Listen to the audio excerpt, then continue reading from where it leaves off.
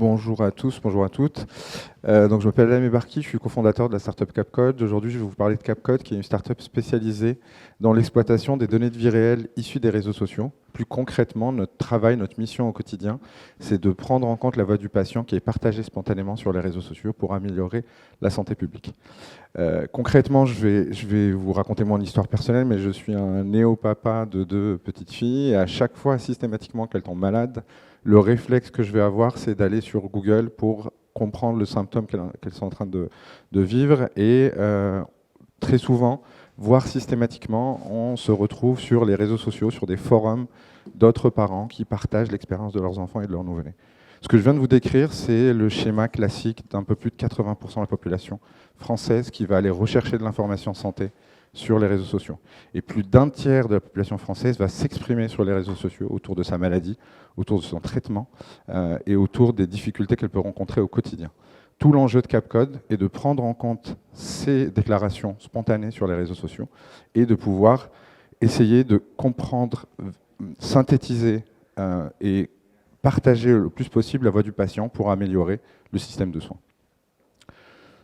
Je ne vais pas rentrer dans les détails, mais concrètement, on développe des algorithmes d'intelligence artificielle qui vont traiter du langage. Donc on a tous connu ChatGPT depuis quelques mois maintenant. C'est un peu l'équivalent, mais spécifiquement sur l'exploitation des données de vie réelle sur les réseaux sociaux. Pourquoi on s'intéresse aux réseaux sociaux? Parce que on le sait tous, la prédominance de l'utilisation des réseaux sociaux dans nos vies est de plus en plus importante. On l'a vécu pendant la pandémie avec des impacts à la fois positifs et négatifs, mais je voulais illustrer avec 3 exemples un peu différents. Un exemple autour de la pharmacovigilance est un produit de santé qui est le Levothyrox, qui avait eu un changement de formule en mars 2017, qui a amené une surreprésentation de certains effets indésirables. La médiatisation autour de cette problématique-là a été effectuée en août 2017 et l'enquête de pharmacovigilance de l'ANSM a été lancée en septembre 2017. Or, on l'a publié, on l'a démontré, mais les premiers signaux de pharmacovigilance autour du traitement du Levothyrox étaient identifiés le 1er avril 2017, soit 3 semaines après le changement de formule. Donc un de l'intérêt de regarder les réseaux sociaux pour ces enjeux, c'est de pouvoir gagner en précocité. Le deuxième exemple un peu plus récent, c'est la maladie du Covid long, qui aujourd'hui est une maladie reconnue institutionnellement dans un certain nombre de pays. Le Covid long est avant tout une émanation des réseaux sociaux.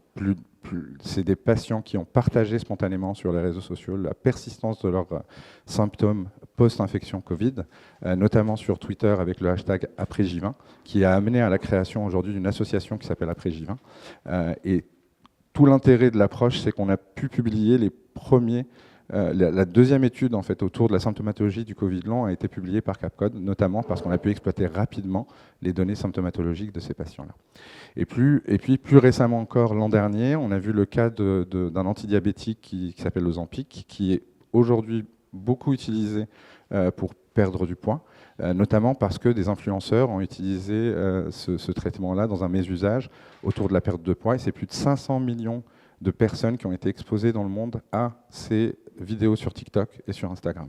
Donc un des enjeux aussi, et c'est un des enjeux de sociétaux qu'on porte chez Capcode, c'est de pouvoir lutter contre la désinformation et identifier le plus précocement les signaux autour des fake news. Concrètement, ce qu'on apporte en termes de valeur, on a 3 définitions de valeur un peu différentes. On fait des études observationnelles, donc on fait ce qu'on appelle de l'infodémiologie. On le fait à travers les déclaratifs des patients.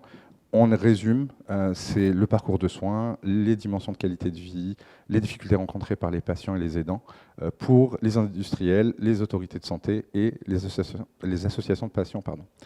On engage aussi les patients, notamment dans les essais cliniques aux États-Unis. Donc on utilise notre technologie pour identifier des patients éligibles pour des essais cliniques.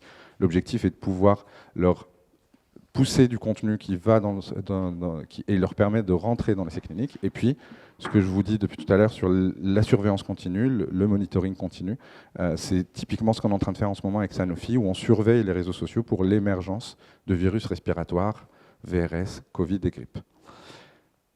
Naturellement, tout ce que je vous ai présenté n'a pas été fait seul. On a tout un écosystème d'académiques avec qui nous co-développons nos algorithmes. Donc on évalue et on publie systématiquement nos algorithmes.